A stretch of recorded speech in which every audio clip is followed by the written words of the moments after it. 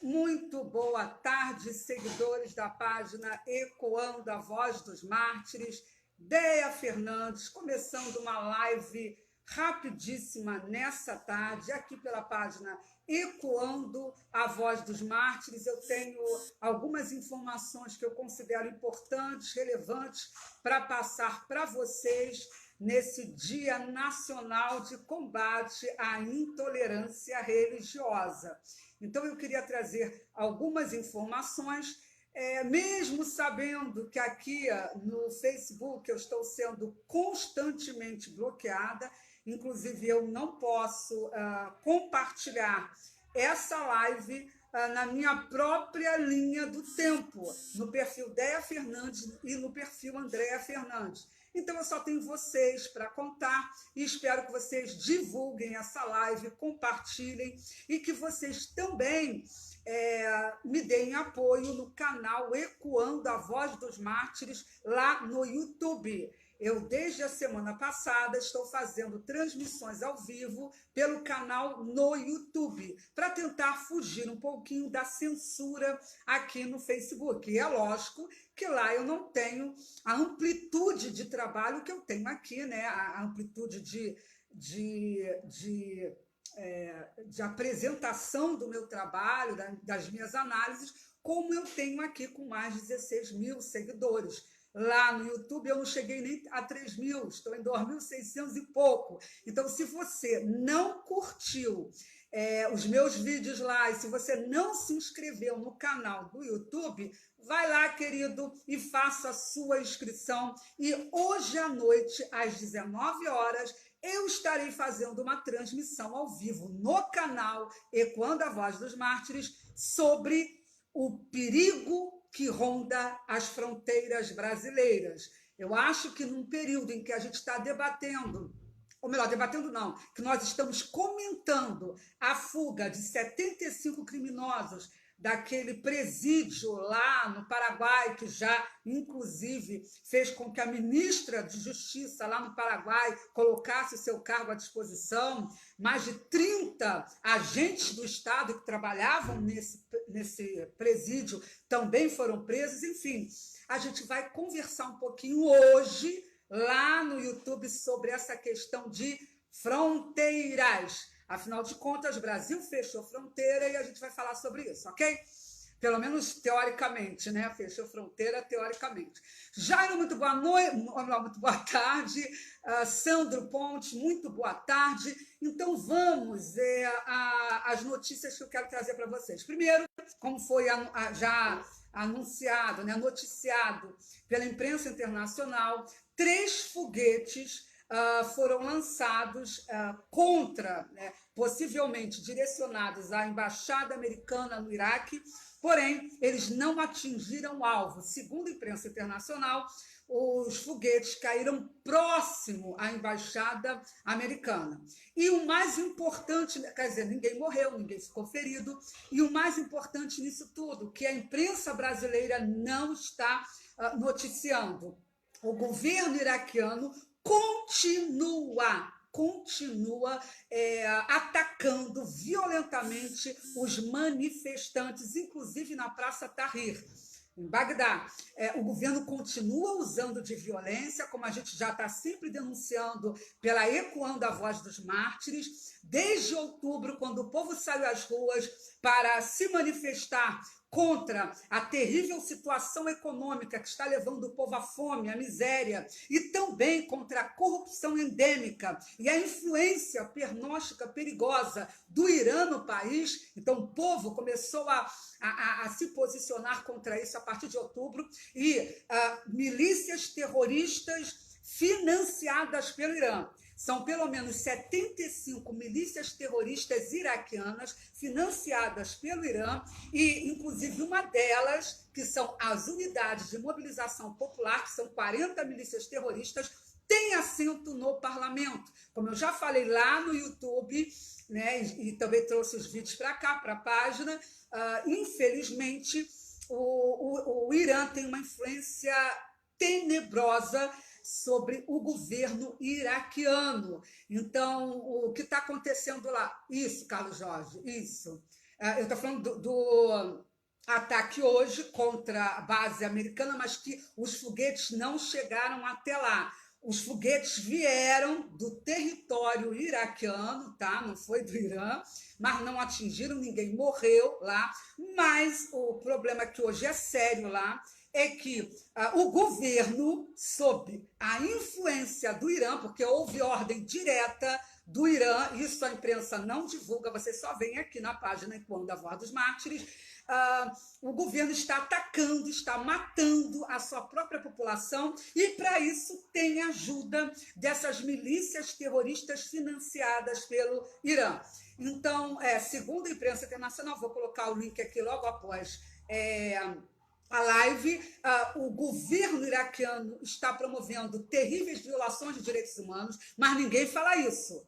A única preocupação da imprensa foi meter o pau no Trump por ter ordenado a execução do mais perigoso, do mais letal terrorista iraniano, que tinha como missão fundamental expandir o imperialismo islâmico terrorista do Irã a outros países da região, inclusive também aqui na América Latina, que a gente sabe disso, né? De vez em quando, alguns analistas comentam sobre a influência do Hezbollah aqui na América Latina. Então, o mundo inteiro arrasou o Trump. Tá caindo aqui, gente, tá ótima a transmissão. Então, todo mundo ficou criticando esse comandante terrorista da guarda, melhor, ficou criticando a execução desse comandante terrorista da guarda revolucionária, que estava à frente das ordens que eram dadas para esses grupos terroristas iraquianos promoverem o fuzilamento de manifestantes iraquianos, tá? Isso a gente vê muito documentado na imprensa árabe, mas aqui está quietinho todo mundo. A imprensa ocidental está quieta em relação a isso. Então, o que ocorre? Além dessas milícias terroristas iraquianas financiadas pelo Irã, que estão sob a proteção do governo iraquiano, porque essa é a verdade, e é bom lembrar que nesses protestos, uma das pautas das multidões é justamente o pedido conclame, além de pedir novas eleições, ou melhor, eleições antecipadas, né? Além desse conclame e de pedir a retirada do Irã, da influência iraniana, né? O fim da influência iraniana no território iraquiano, eles pedem para que todos os assassinos de manifestantes, e foram mais de 600 mortos desde outubro, que o Guga Chakra não costuma comentar nem condenar, mas foram mais de 600 mortos, inclusive centenas de crianças mortas em manifestações, e o povo está saindo das ruas pedindo para o governo tomar uma postura contra esses militantes terroristas financiados pelo Irã. Então, hoje a imprensa internacional está noticiando que as forças de segurança do Iraque mataram 3 pessoas. Ponto, tá? E, segundo as agências de notícias internacionais, forças de segurança prenderam um paramédico voluntário que ajudou manifestantes contra o governo durante os confrontos em Bagdá. Ou seja, gente, o governo iraquiano, que tem o apoio do Irã, porque o Irã não quer que esse atual governo corrupto, que na realidade não chega a ser nem governo, o primeiro-ministro já renunciou, e eles não, o parlamento lá, ele é muito tomado por parlamentares vinculados ao Irã, né? O Irã tem muita força no parlamento lá. Olá, todo mundo, boa tarde, Gisele, boa tarde a todo mundo que está entrando nessa live.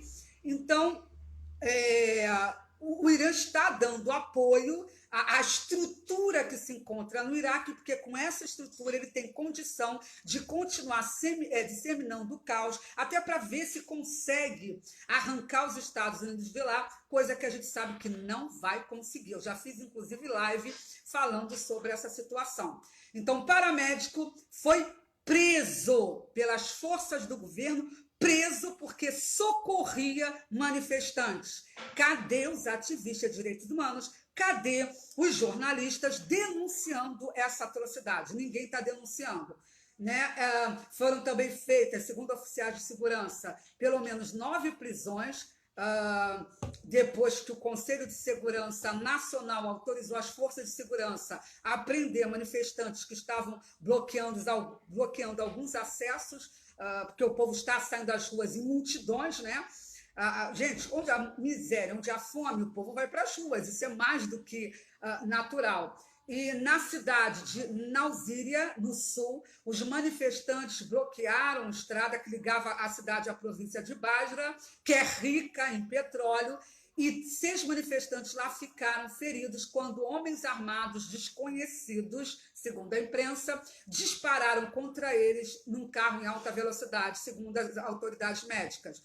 Ou seja, gente, o que está acontecendo no Iraque é que além do governo, né, das forças do governo, que estão fuzilando, eles estão atirando com bala mesmo na população que sai para as ruas, né, e 3 foram mortos, mas além das forças do governo, tem também essas milícias terroristas, que são o que a imprensa chama de homens desconhecidos, que estão fuzilando as pessoas que participam dessas manifestações para ver se elas caem, o que não está acontecendo. A situação no Iraque está periclitante e é claro que ninguém está falando sobre isso. Então foram 3 mortos essa noite, né, a noite que passou, nessas manifestações, inclusive o paramédico foi preso, e entre os mortos está Youssef Sattar, de 21 anos, que é um jornalista local que cobria o movimento de protesto, segundo autoridades médicas e um ativista que denunciaram. Então, entendo bem,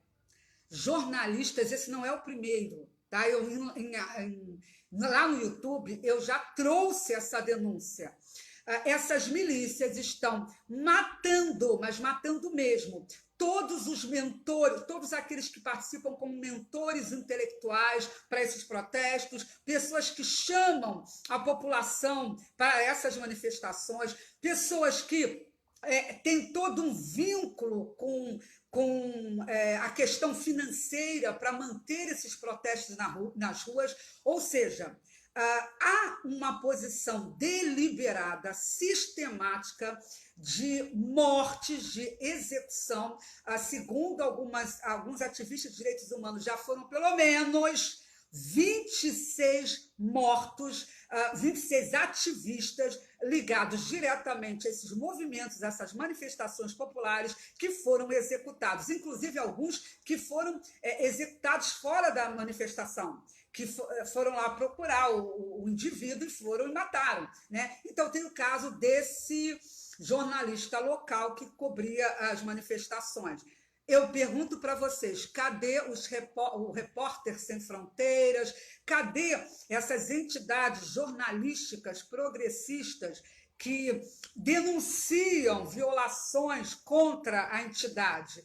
Quando se fala em Oriente Médio, infelizmente, a gente não vê denúncia e condenação reverberando nas redes em relação dessas entidades. Bom, então saindo um pouquinho do Iraque, que eu quero ser rápida nessa live, vamos a uma notícia importante. A gente sabe, vocês já devem ter visto nas redes, está se comentando muito, que hoje, né, exatamente dia 21 de janeiro, terça-feira, hoje é o Dia Nacional de Combate à Intolerância Religiosa, e no Rio de Janeiro está havendo uma programação especial com debates no Centro Cultural da Justiça Federal, shows na Cinelândia. E é interessante, gente, que quem está à frente foi, inclusive, entrevistado pela Globo, que odeia os cristãos, né? A Globo, que é um instrumento que propaga o ódio contra os cristãos, se fala tanto de intolerância religiosa, logo depois que Globo, logo depois que OAB, logo depois que STF aceitaram e bateram palma para uma atitude do Portas dos Fundos, atacando uma identidade de uma identidade religiosa que é da maioria do povo brasileiro. Quer dizer, se afrontou um símbolo do cristianismo no Brasil, porque retratar Jesus Cristo como um homossexual, sabendo-se que, segundo os evangelhos, né, a perspectiva cristã de Jesus, em hipótese alguma, admite a ideia, né, de Jesus ter sido homossexual. Então, se o Porta dos Fundos fez esse tipo de ataque, porque isso foi um ataque, a gente sabe que foi um ataque. Não foi uma coisa de, não, entretenimento, liberdade de expressão, não, foi um ataque a um símbolo religioso de um país que se diz secular, mas que tem uma maioria cristã.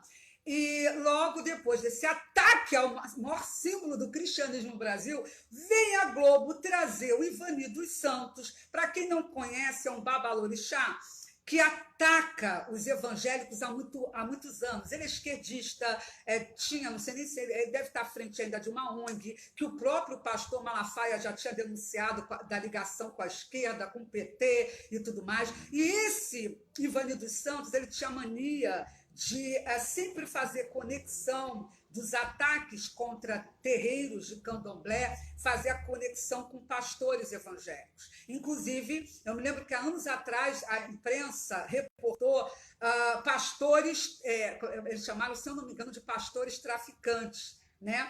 Então, dizendo que haveria um suposto conluio dos pastores evangélicos, de muitos pastores evangélicos, com grupos de traficantes para expulsar o pessoal das religiões de matriz africana das comunidades carentes. Então, o que acontece? Esse Ivani dos Santos, ele vem propagando há muito tempo essa ideia de que os evangélicos são intolerantes. Então, quando se faz um Dia Nacional de Combate à Intolerância Religiosa, o que acontece, de fato, não é um combate à intolerância religiosa, não é. O que acontece, de fato, é ataque aos evangélicos para taxá-los, rotulá-los como intolerantes. É isso que, de fato, acontece. E a gente está vendo isso, inclusive, nesse jornaleco de extrema esquerda, no Sputnik. Ele traz uma entrevista a um suposto especialista da UFRJ, a gente sabe como é que está, acho que é o UFRJ, seu nome, o professor de Sociologia da Universidade Federal do Rio de Janeiro, isso, José Cláudio Souza Alves. Então, ele fala sobre a reportagem da revista Época, falando dos grupos de traficantes, porque esse professor vem explicar esse problema da intolerância no Brasil. Boa tarde a todos vocês. A Célia Regina está dizendo aqui a intolerância religiosa só para os outros, né? Porque nós, cristãos, somos taxados de intolerantes, radicais, que disseminam ódio, fascistas também, né, querida? O problema é que nós falamos a verdade e isso incomoda a sociedade. E aquela coisa, minha querida Célia, ainda que esses grupos minoritários de esquerda que determinam qual deve ser o padrão cultural no Brasil, ou seja, um padrão cultural em que, por exemplo, aquela cantora que foi lá no programa da Fátima Bernardes, depois ela diz o que ela cantou, né? O padrão cultural é esse que a gente vê hoje no Brasil. É um ataque à família, é um ataque aos princípios morais que fazem parte do cabedal cultural de maior parte da população brasileira. Isso vem constantemente sendo atacado. Então, ainda que essas minorias que comandam essa visão totalitária cultural brasileira, ainda que essas minorias não vejam como verdade, é um direito, eu respeito os ateus, ninguém é obrigado a ver o cristianismo, o judaísmo, o islã, seja lá o que for, como uma verdade irrefutável. Não. Todos têm direito de pensar o que querem a nível de religião. Só que a obrigação que existe é de se respeitar essa religião, fazendo até críticas, porque eu critico muito o Islã, né? Mas fazendo críticas abalizadas, sem esse aspecto, por exemplo, de atacar de forma covarde e mentirosa a religião alheia, porque quem sabe da história do cristianismo sabe muito bem que Jesus jamais poderia ter sido homossexual.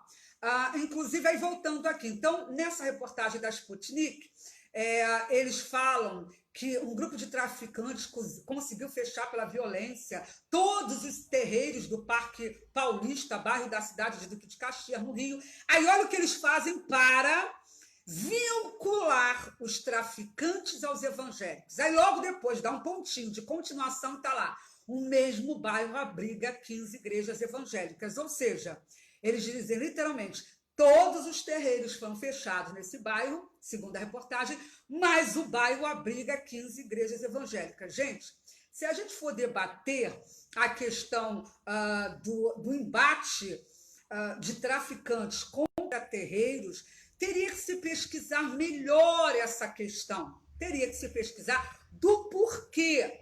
Porque não vou dizer que tenha pastor neopentecostal que não tenha uma atitude intolerante, porque a gente sabe que tem. A gente sabe que tem. Eu, pessoalmente, sou contra essa coisa de demonizar as religiões. Eu sou contra você ficar demonizando. Uma coisa é o que você fala dentro do teu templo, do que você acredita e tudo mais, que a gente sabe que a fé cristã tem algumas nuances em relação a outras concepções religiosas, assim como essas concepções religiosas também têm visões totalmente discrepantes em relação ao cristianismo, isso é normal. Agora, você atacar só o cristianismo e fazer alusão de que o tráfico apoia as igrejas e é contrário a terreiro, isso é um absurdo, porque não se fala, por exemplo, do contrário, porque a gente sabe que tem neopentecostal que ataca, sim, tem, não vou mentir, a gente sabe, porém tem um outro detalhe importante também, que a imprensa não divulga, e, gente, desse assunto eu conheço, tá? A gente sabe que também diversos terreiros também fazem ataques, afrontas contra igrejas. Eu cansei de ver, tá? No bairro onde eu morava, ataques de terreiros de candomblé. É verdade, gente. Assim como tem neopentecostal que é extremista, faz o que a Bíblia não ensina, porque a Bíblia não ensina isso, existe também o contrário, só que ninguém fala sobre isso. Então, eu presenciei, tá? Eu presenciei alguidares e ataques, cabeça de animal em frente à porta de igreja, despachos em frente à porta de igreja, ou nas proximidades de igreja. Já presenciei também casos de terreiros que recebem indignação da população local por causa dos barulhos, gritarias que acontecem lá, e sempre tem um nervosinho que vai e quer dar uma de violento e acabar com aquilo, assim como tem igrejas que também tem muita gritaria. Só que quando a igreja que tem gritaria, aquela coisa estridente e que atrapalha os vizinhos, e a gente tem que reconhecer isso, tem o contrário, tem terreiros que é batuque a noite inteira, o pessoal gritando e tudo mais. Só que, se você tentar coibir isso através do poder público, é muito complicado. Então, tem gente que é violenta e recorre a outras ações. Então, gente, existe motivo para tudo. Intolerante tem todas as concepções religiosas, a gente sabe que tem todas, inclusive numa parte extremista do cristianismo. Se eu disser que não, estaria mentindo. Mas a gente está vendo que esse Dia Nacional de Combate à Intolerância Religiosa é um dia em que os odiadores do cristianismo destilam seu ódio, como esse Sputnik, esse Ivani dos Santos e outros mais, para atacar os evangélicos, entende? E colocar as religiões de matriz africana como minorias. Entendam bem, gente, isso é muito sério. Segundo o jornal, diz aqui o jornal, olha o que o jornal diz, para vocês verem que o objetivo é rotular evangélicos, estigmatizar evangélicos. Ele diz, no Dia Nacional de Combate à Intolerância Religiosa, a Sputnik Brasil aproveita a data para falar com 2 estudiosos sobre uma das faces da violência no Brasil. Olha uma das faces da violência, a perseguição religiosa. Me desculpe, perseguição religiosa, eu vou contar para vocês o que é, de fato, perseguição religiosa. Problemas pontuais no Brasil, muito pontuais, e que devem ser pesquisados a fundo antes de se generalizar, rotulando evangélicos, dizendo de possível ligação com tráfico para perseguir o pessoal de matriz africana. E já deixo claro que eu tenho vários seguidores, amigos e amigos pessoais que são candomblecistas, que são bandistas, né? E que respeitam, por isso que são meus amigos pessoais, e que respeitam a fé alheia, cada um, como dizia-se antigamente, cada um seu quadrado. Mas, quando você já tenta taxar o outro como intolerante, e principalmente de uma forma generalizada, que é o que está acontecendo, isso já se torna bem perigoso. Então, todo tipo de intolerância deve ser condenado, seja de que viés religioso for, toda ela. Agora, o que não dá para acontecer é o que a gente está vendo. Esse cidadão aí dominando os debates sobre o tema para acusar pastores, para acusar igrejas de intolerantes. Isso é um absurdo. Então, o que eu penso é todo tipo de violência e ataque contra terreiros, né, e contra qualquer outro prédio com fim religioso, todo ataque deve ser condenado, deve haver prisão, reparação de dano material, moral, deve ser rechaçado. Agora, o que não pode é se usar isso para atacar evangélicos no Brasil. E essa data só tem essa finalidade, atacar evangélicos no Brasil. Então, justamente no dia de hoje, o que a imprensa internacional noticia, mas que esses institutos de esquerda que estão à frente aí do Dia Nacional do Combate à Intolerância Religiosa, como o caso da Isabeau, né, desse instituto, esqueci até o nome agora do instituto que essa mulher está à frente, do Igarapé, se metendo nessa situação, Igarapé preocupado com a questão de violência, de segurança, e falando do problema que o pessoal está sofrendo das as religiões de matriz africana e tudo mais. Só que, no Dia Nacional de Combate à Intolerância Religiosa, nenhum jornalista de esquerda, nem grupos que se dizem ativistas de direitos humanos, noticiou o que aconteceu hoje, que nós tomamos conhecimento hoje. Um menino de 8 anos de idade, lá na Nigéria, na província de Borno, executou, fuzilou, né, num vídeo publicado pelo Estado Islâmico da Nigéria, fuzilou um cristão nigeriano.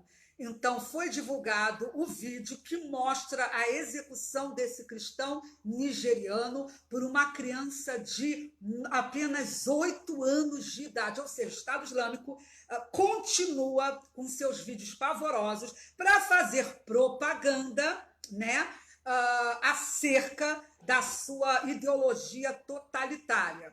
Então, essa imagem foi divulgada pela agência de notícias, porque o terror tem agência de notícias, né? A MAC do ISIS, que é uma agência de notícia do ISIS. E olha o que a criança de 8 anos, um jihadista, né, já uma criança terrorista, olha o que ele disse para os cristãos enquanto executavam um cristão nigeriano. Não vamos parar até nos vingarmos de todo o sangue que foi derramado. E a gente sabe que o Estado Islâmico já está há algum tempo fazendo execução de cristãos e dizendo que está fazendo isso por causa da morte das lideranças do Estado Islâmico, inclusive Abu Bakr al-Baghdadi, que era o líder dessa facção terrorista islâmica xiita, Estado Islâmico.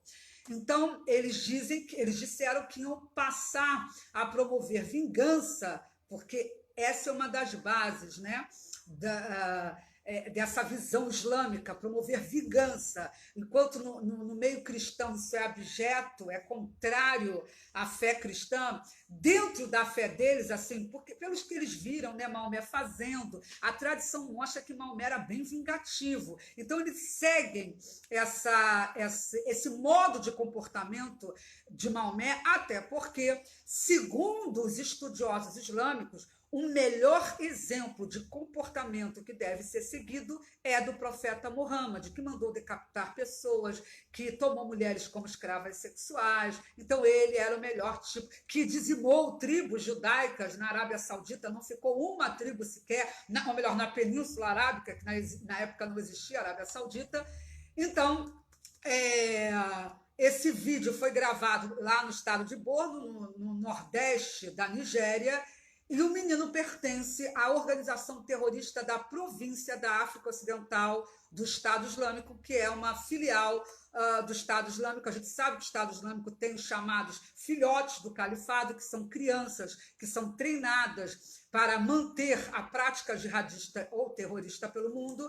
E esse ramo da África Ocidental do Estado Islâmico, ele foi formado a partir do momento em que o Boko Haram, lembram do Boko Haram, que mata todos os anos milhares de cristãos lá na Nigéria? O Boko Haram, em 2016, um ramo dele se separou do Estado Islâmico. Ou melhor, um ramo se separou do Boko Haram, né? Um ramo de jihadistas se separou. Então, formaram essa filial do Estado Islâmico a partir de 2016. Então, não é mais apenas o Boko Haram e algumas milícias locais que matam cristãos. Existe essa filial do Estado Islâmico, segundo agências de notícias e ativistas.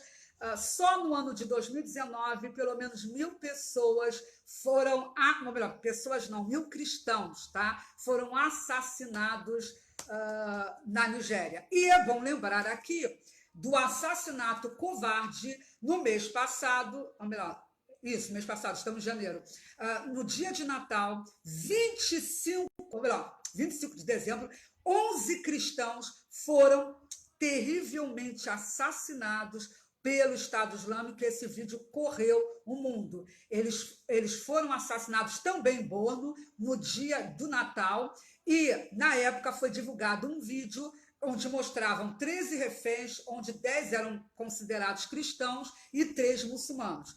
Esse grupo, filiado do Estado Islâmico, disse que poupou a vida de 2 muçulmanos, até porque quem tem que morrer, segundo essa visão totalitária, são os cristãos. E o grupo terrorista disse que matou esses 11 cristãos, né, para vingar o assassinato do Abu Bakr e também de Abu Hassan al-Muhajir, que é do Iraque e da Síria, que era terrorista do Iraque e da Síria. E uma coisa interessante, gente, o presidente do Iraque, não estou com o Iraque na cabeça, da Nigéria, quando ocorreu esse assassinato cruel, que o mundo cristão se calou, né? Os cristãos no Ocidente comemoraram o Natal felizes e contentes, porque 11 cristãos nigerianos morrerem, quando de fato todos os meses eles são assassinados, ninguém dá a mínima. Eu não vou atrapalhar o meu Natal, né, entre aspas, né, como muitos pensam, para condenar, denunciar esse genocídio de cristãos que está acontecendo na Nigéria, não só pelas mãos do Boko Haram, como também dessa facção do Estado Islâmico ali naquele país. Então, o presidente disse: não devemos, em circunstância alguma, deixar que os terroristas nos dividam, transformando cristãos,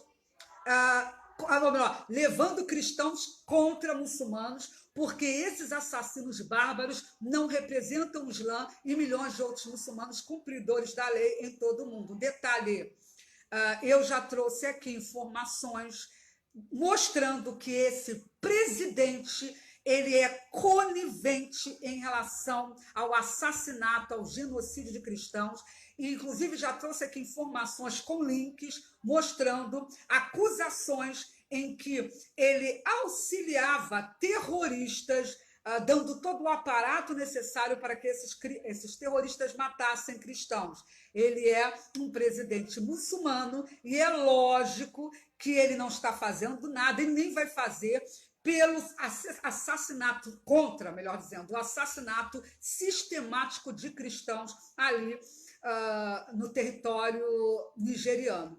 Então, inclusive, antes do Natal, na véspera, foram 7 cristãos que foram mortos justamente perto da cidade de Chibok, no nordeste do estado de Borno, lá na Nigéria, e também ninguém comentou. É uma vergonha a gente ver o que está acontecendo na Nigéria, assassinato sistemático, genocídio de cristãos são queimados vivos, cristãos são decapitados, são mutilados, meninas cristãs são levadas escravizadas, e o mundo se cala, finge que não vê, porque acontece na África pobre, islâmica, onde se é proibido fazer qualquer tipo de comentário mostrando que o Boko Haram e o Estado Islâmico só estão colocando em prática o que o profeta Muhammad ensinou há muitos anos atrás. É bom deixar claro que a crítica contra a religião é válida num Estado democrático de direito, num Estado laico, né? Então, essas violações de direitos humanos estão, sim, fundamentadas nos escritos sagrados que esses extremistas, como o povo gosta de chamar, seguem. E quando a gente fala em extremista é complicado, né? Falar em extremista, pensando, ora, o Estado Islâmico executava mulheres que tinham ou eram acusadas de ter relação sexual adulterina, né? De cometerem adultério. Então, eles executavam, só que no Irã é a mesma sistemática, na Arábia Saudita, no Afeganistão. Segundo a doutrina islâmica, a mulher adúltera tem que ser apedrejada. Segundo a doutrina islâmica ortodoxa, o homossexual deve ser morto. Eles só debatem como o homossexual deve ser assassinado. Como? Mas a morte é uma pena que Allah impõe a esses degenerados, como o Estado Islâmico chamava. E é bom lembrar também que em todos os países islâmicos, segundo entidades que defendem a causa LGBT, em todos os países muçulmanos, os homossexuais são perseguidos. Em alguns países, essa perseguição é, digamos, mais amena. Ao invés de serem mortos, né, a condenação por execução, no Egito, por exemplo, eles só pegam uma cadeia antes, eles passam por teste anal, que, assim, para os progressistas deveria ser tortura, mas eles passam lá por teste anal para saber se são homossexuais ou não e pegam alguns anos de cadeia. Mas os militantes LGBT veem nos evangélicos o perigo, né? Os verdadeiros inimigos das liberdades sexuais. Mas, enfim. E falar em Estado Islâmico, a última notícia do dia, ou melhor, pelo menos agora da tarde, né?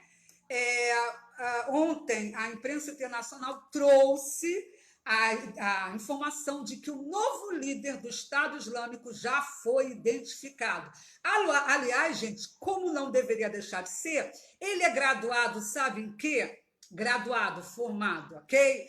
Em Sharia, em lei islâmica, assim como era Abu Bakr. Abu Bakr era doutorado em Sharia lá no Iraque, conhecia bem a lei islâmica, não é um ignorante, como o pessoal que defende o Islã. Nunca estudou nada, nunca leu nada sobre o Islã e fala, olha, a religião da paz e não promove violações de direitos humanos, apesar de em todos os países muçulmanos a gente ter histórico de violações de direitos humanos que são fundamentadas na Sharia, que é a lei islâmica. Então, mas isso não pode se comentar, é politicamente correto. Então, esse novo líder, ele diz à imprensa que ele passou a ser o novo líder horas depois, ele foi, como é que se diz, ele tomou posse do cargo, né? Horas depois da morte de al-Baghdadi. O nome dele é Al-Salbi, são os nomes ótimos para a gente falar, né? Al-Salbi, ele inclusive foi um dos que ajudaram a fundar o Estado Islâmico e ele que ajudou a introduzir a brutal lei da Sharia no Iraque e na Síria. Então, como ele é um estudioso de Sharia, ele sabe melhor do que o Papa, do que o Obama, e ele copiou muita coisa da Arábia Saudita. Vamos lá, né? Gente, copiou muita coisa, né? Não era à toa que, na época que o Estado Islâmico surgiu como uma potência genocida, a Al Jazeera fez uma pesquisa e mais de 80% do pessoal do bem, os moderados que assistem ao Jazeera, davam apoio ao expansionismo territorial do Estado Islâmico. É bom lembrar isso, porque o Estado Islâmico conhece bem de Sharia, de lei islâmica. E o pessoal que assiste ao Jazeera é muito moderado. Bota moderado nisso, segundo o Ocidente.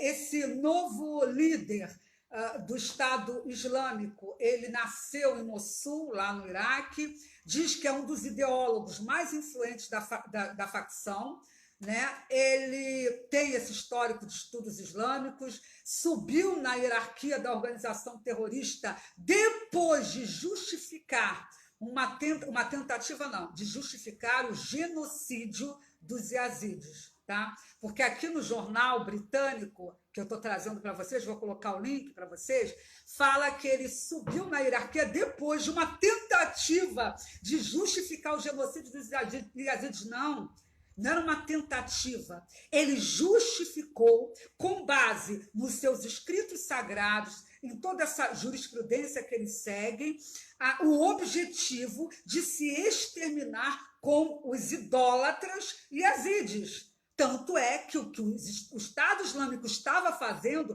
era genocídio, e apesar da ONU não reconhecer o genocídio contra cristãos, porque a ONU odeia cristãos, a ONU é cristofóbica, a ONU é um braço do terror islâmico para implantar essas ideias globalistas que visam, sobretudo, destruir a base judaico-cristã da civilização ocidental. A ONU, a gente sabe o que é a ONU, não precisa nem entrar em detalhes. Então, a ONU não aceitou, assim como Obama não tinha aceitado, né? Obama, filho de muçulmanos, né? Não tinha aceitado reconhecer o genocídio de cristãos no Iraque e Síria como tal, não aceitou, né? Mas em relação aos yazidis, a ONU aceitou. Então, a ONU reconheceu, o Parlamento Europeu também reconheceu o genocídio de yazidis, e veio esse jornal britânico, né, dizer que ele tentou justificar uma tentativa, olha o absurdo, ele tentou justificar uma tentativa de genocídio. Não, ele justificou, com base islâmica, o genocídio de yazidis, que, aliás, continua. Eu pergunto a você, alguém já ouviu falar o fim das mulheres, milhares de mulheres que foram escravizadas sexualmente, mulheres yazidis, que muitas delas estão desaparecidas até hoje, e não tem nenhum movimento Me Too que chega e levanta essa bandeira? Cadê as mulheres yazidis, e até mesmo cristãs, né, que foram escravizadas sexualmente pelo Estado Islâmico, e muitas estão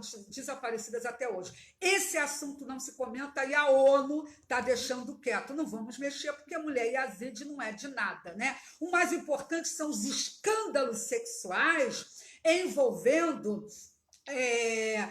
supostos assédios sexuais pelos poderosos de Hollywood, quando a gente sabe como funciona a indústria do cinema. Tem assédio? Tem, mas muita mulher aí também se aproximava desses predadores sexuais porque tinha objetivos de crescer.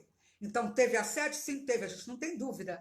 Mas também tem outro lado da moeda que ninguém toca. Porém, o caso das yazidis, em que não se há a menor dúvida da condição de vítimas, porque no caso de assédio sexual hoje, que ainda é escândalo lá nos Estados Unidos, a gente tem que ainda avaliar muito o perfil dessas mulheres para saber quem foi vítima ou quem não foi.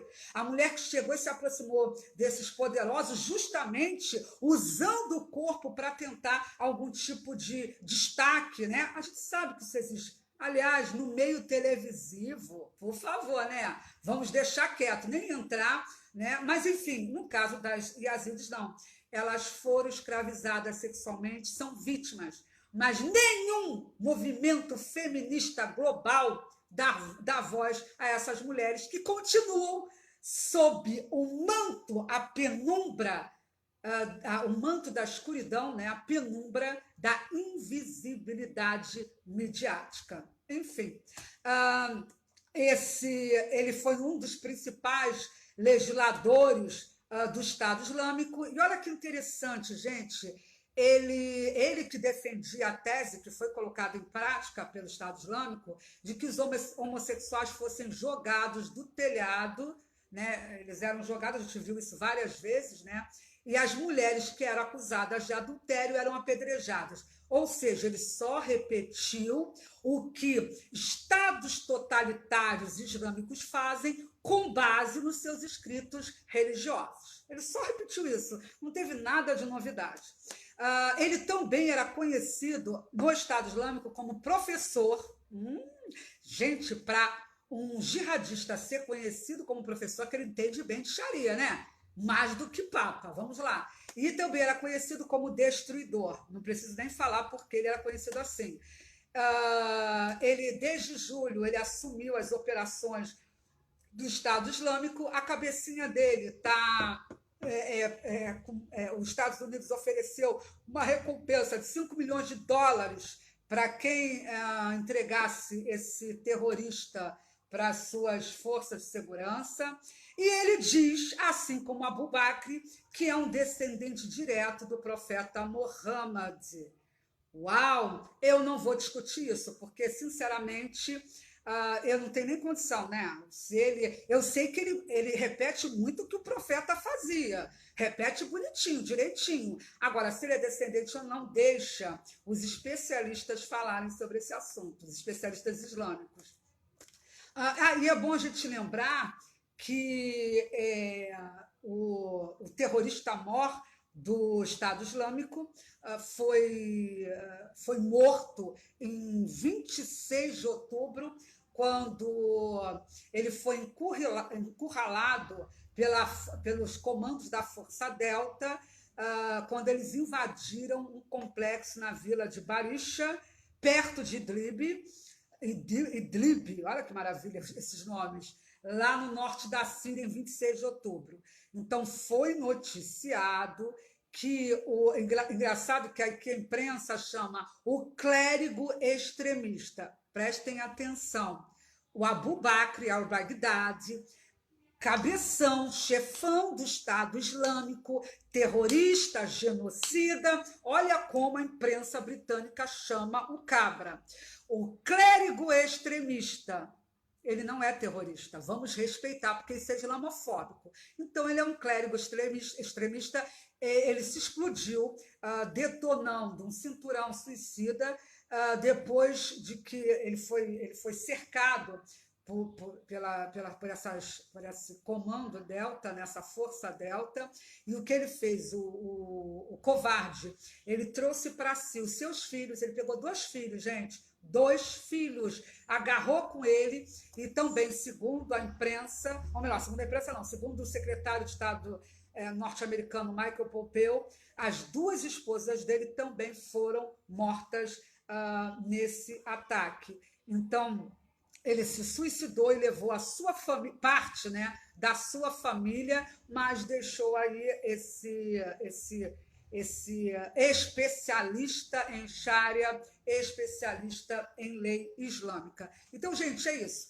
Eu, mais tarde, por volta... daqui a 2 horas, o tempo passa rápido, eu vou fazer uma transmissão ao vivo lá no YouTube, tá? Não vai ser aqui, vai ser lá no YouTube, e vou falar sobre... deve ser entre 7 e 7 e meia. Eu não vou dar o horário certo, porque eu sempre atraso, né? Enfim, eu não tenho pontualidade britânica, mas eu falarei sobre questões nas fronteiras brasileiras, questões importantes que o pessoal não ficou preocupado de perguntar ontem ao juiz Sérgio Moro. O único que, de fato, entrou um pouco mais no assunto, se aprofundou, foi o Felipe Moura. Os demais estavam preocupados mais em atacar o ministro do que tratar desse assunto gravíssimo, que é a questão de fronteiras no Brasil.